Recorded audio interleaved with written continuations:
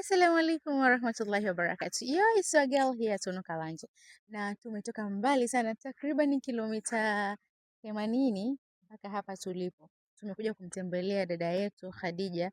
Yeye ni founder na CEO wa Urban Recyclers, lakini Khadija ni mwanaharakati wa masuala ya mazingira na mabadiliko ya tabia nchi, lakini pia amejikita katika kubadilisha plastic au kuipa thamani plastic.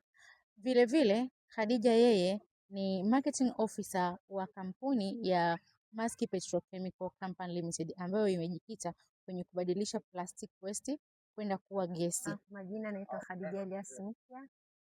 Mimi ni youth leader kutoka Tanzania, lakini pia ni founder wa Urban Recyclers. Ambao hii Urban Recyclers tunajihusisha na urejelezaji wa taka. Tunazikusanya, tunazichambua, tunazipima na kuziuza viwandani kama malighafi. Asante sana dada Khadija. Nilikuwa nataka kujua ni wakati gani ulikuwa mgumu sana wakati unaanzisha Urban Recyclers. I hope sio kila mtu alikuwa anaamini katika ndoto yako. At first, how was it? Kiukweli ni kitu kigumu sana. Mwanzo kabisa na kwanza niweza kujaribu kuelezea ni kitu gani kilipelekea mpaka nikaanzisha Urban Recyclers. Mimi ni msomi by profession na degree ya account and finance. Oh, mashallah. Teammates. Yes, lakini kutokana na hizi changamoto za ajira nikawa niko passionate na entrepreneurship pamoja na masuala ya activism, masuala ya harakati. Na moja harakati nilizokuwa nawiwa nazo sana ilikuwa ni masuala ya mazingira. Na nilikuwa nikipita barabarani nakuta watu wanakusanya plastic, wanakusanya nini, nikawa najaribu kuwaza hicho ninachokifanya ni nini. Kama nikapata ushawishi kwamba nijaribu kufuatilia nini hasa wananufaika na hivi vitu ambavyo huku barabarani. Nikaanza nyumbani kwangu kwa sababu sisi tunakula sana vitu vya maji, juice. Kwa nikawa najaribu kutengeneza hii tabia nyumbani, watu waweze kutenganisha taka. Nikawa naambia mkishakunywa maji au nini, tenganisheni mahala ili tuangalie zitakuwaje. Basi katika ile hali tukajikuta kwamba tunaweka plastic nyingi sana. Nikaja kujua kumbe hii nikasema kumbe hii inaweza ikawa ni fursa ya kujikwamua kiuchumi. Basi nikaanza kufanya tafiti kwa watu ambao wapo wanafanya hizi vitu, nikajifunza, nikaangalia, nikajua wanafanyaje, wanauzaje, wanapataje faida, wanasaidiaje jamii. Basi nikaja kuanza kuapply kwangu. Lakini hapo kumbuka hivi vitu huwa vinahitaji pesa. Yes. Kwa hiyo pale ndio nikaanza kupata changamoto kwamba inahitaji pesa ili niweze kukusanya mzigo mwingi ndio niweze kwenda kuuza katika viwanda vya urejeshaji. Kwa pale ndio ikaanza changamoto sasa. Ikabidi sasa nianze kufanya saving ya pesa zangu ninazozipata mbali na hizi shughuli zingine za ukusanyaji wa taka. Kuanzia pale kwa sababu nilikuwa najaribu kuwafuata ndugu zangu na hamna anayeamini. Hata babangu yeye alikuwa haamini. Watu hawaamini like utapataje faida kwenye matakataka? Utapataje faida kwenye takataka? Hizo 200 lakini mimi nikaa naamini katika ndoto yangu, nasema naamini katika hiki ninachofanya.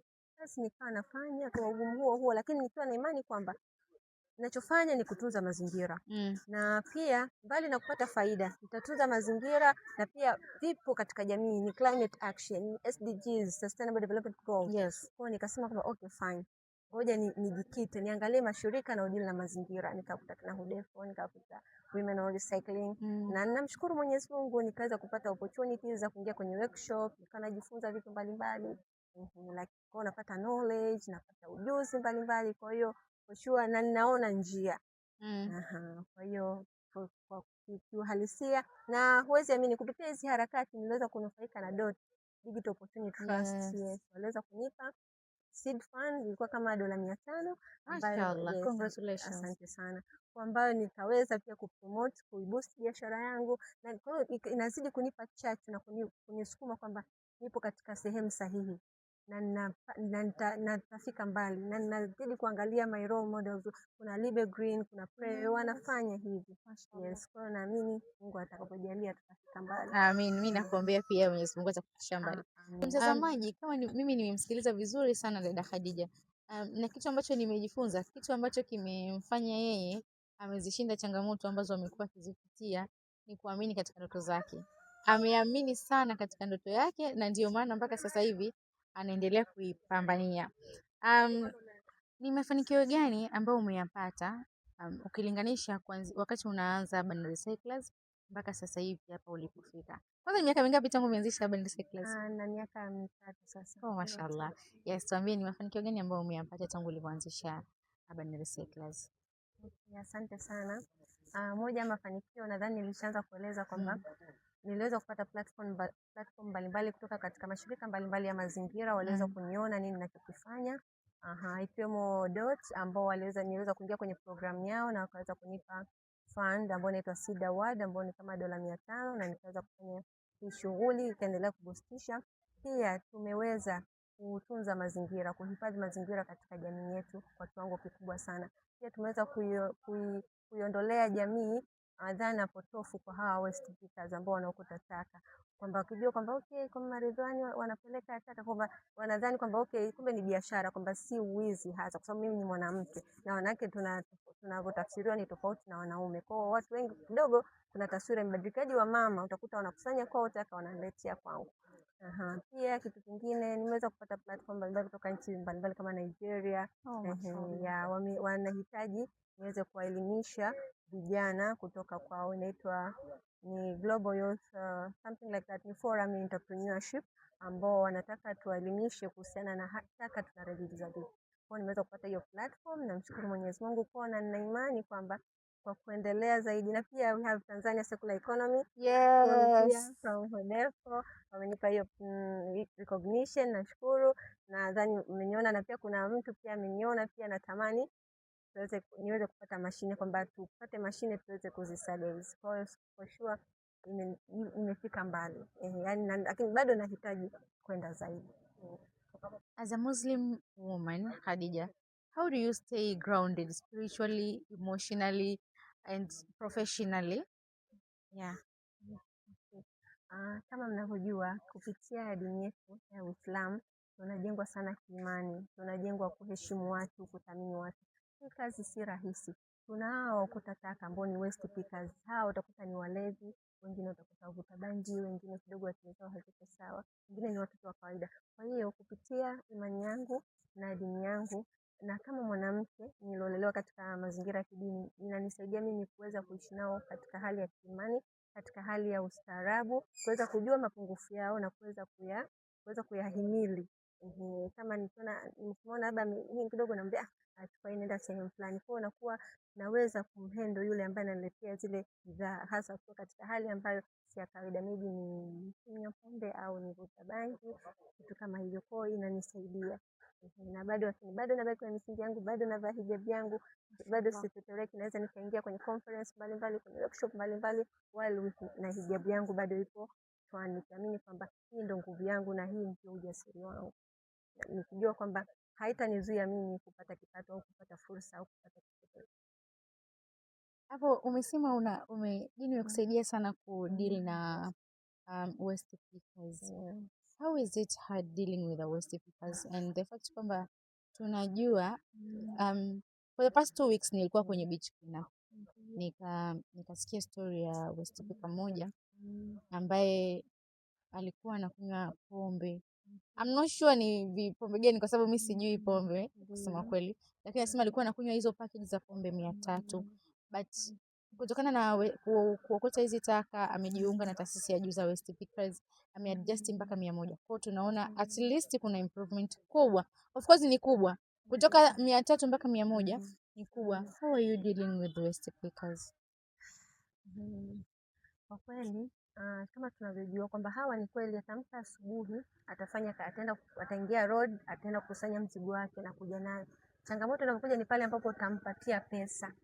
Ile pesa unampatia, mwingine kama ni mtu wa familia atapeleka nyumbani, atanunua chakula au atahudumia mwingine katika familia, lakini yeye utakuta hana makazi, hana kodi, hana familia, hana majukumu yote. Kwa utakuta mwisho wa siku anatafuta vilevi ambavyo vitamsaidia yeye kufanyaje, maybe kuridhisha mwili wake. Kwa utakuta atanunua hiyo dawizo double kick maybe au bangi au sigara ili tu mwili wake ufurahi. Kwa inamaanisha kwa staili hiyo unatakiwa unawafahamu kwamba huyu ni mtu aina gani, ni mtu anatumia kitu gani. Kwa hata katika kuwapa malipo yao au pesa zao, maana sasa ingine utakuta haingii barabarani kutokana na utovu wa mwili, kutokana na hivi vinywaji ambavyo sisi tunakuwa tunatumia tu akili kwamba huyu kesho watu waweza kufanya kazi. Kwa hata kama itatokea nitampa kitu cha kula, yani kwamba labda nitamnunulia chakula nitamkabidhi, nitamwambia sasa nikwambie hebu kula chakula, hii pesa yako mimi naenda kununulia chakula. Kwa mimi ninachofanya ni hivyo, kwamba ili kidogo kupunguza yale matumizi mabaya ya fedha zile tunazowapa. Kwa naambia kabisa, mimi kama kesho hujaamka kufanya kazi, mimi nitakununulia chakula, maji, vile vitu muhimu. Mpaka utakapofanyia kazi ndio nitakukabidhi pesa. Kwa hiyo nakuwa najaribu tu, na pia najaribu pia kuwapa nasaha. Najaribu kuwapa nasaha kwamba mnavyotumia hivi ina madhara gani, ina faida gani, au ina kitu gani kwenu. Kwa mimi ndio njia yao moja, kwa kuondoa moja kwa moja si kweli.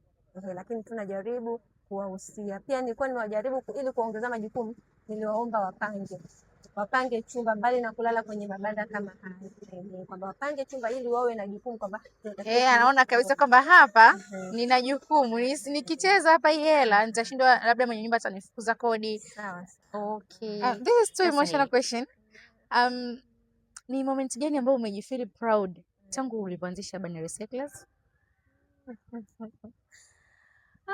Honestly, mimi yani ninachosema kwamba for the first time kwamba niliapply, mimi nitarudia tu kwenye masuala ya kifedha. Okay. Kwamba niliapply hiyo dot, so yani kwamba nilikuwa natamani nipate fund support, nikaapply. Nilipoapply kutoka kwenye dot ambayo ilikuwa ni Seed Award, nikafanikiwa kuipata for sure. Yani nilimuonyesha, that was the biggest success. Okay, mashallah. Kwa kazi kabisa. Watoto wangu nilionyesha, I believe nilionyesha ndio watoto wangu. Yani that's the amount, yani kwamba nilipoingia tu, congratulations, Bani Recyclers have win a certain amount. Yani I was so proud and kumbe watu yani I'm appreciated and recognized. Yeah, of course. Niliwaonyesha ndio watoto wangu ile message, sitakanisa. Niliwaonyesha. Niliwaonyesha. Mama hawaelewi maskini, lakini he was accepted of course. Hata ningekuwa mimi ningefurahi. Na of course the human nature tunapenda kuwa appreciated, recognized. Kila mtu anapenda kitu chake anachokifanya kionekane pia na watu wengine. Nafikiri hiyo ni sifa hata ya Mwenyezi Mungu. Maana Mwenyezi Mungu anapenda kusifiwa. Ukimsifia ni lazima, ukitaka kumwomba Mwenyezi Mungu you have first to praise him, umsifie alafu ndio muombe, kwa sababu ndio sifa, yani like tunapenda kusifiwa. So obviously you need to be appreciated. Congratulations Khadija, hongera sana. How is it hard balancing motherhood na hizi kazi zote?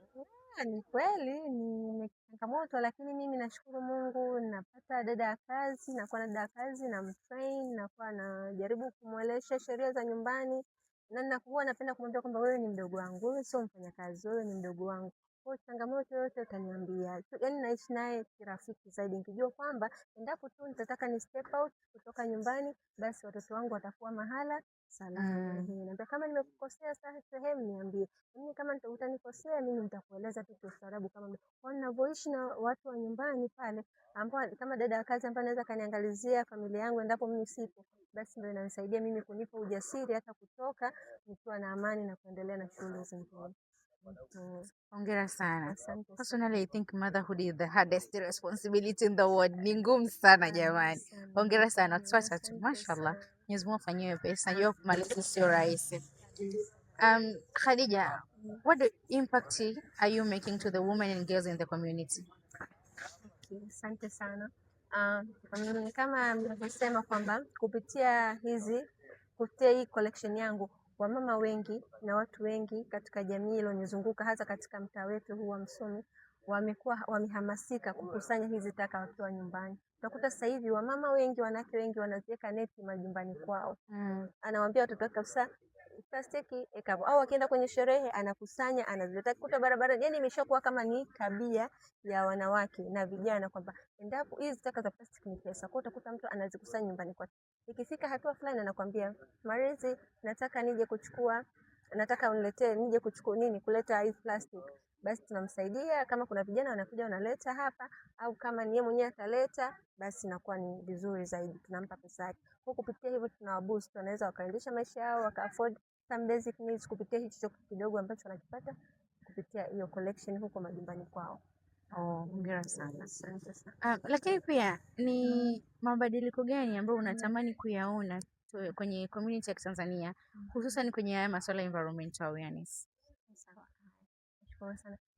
mara nyingi sana hii ukusanyaji wa taka au uokotaji wa taka imeweka dhamira mbaya, wakiamini kwamba ni wezi, majambazi, wavuta bangi, yani au chizi, kwamba mtu akiokota taka ni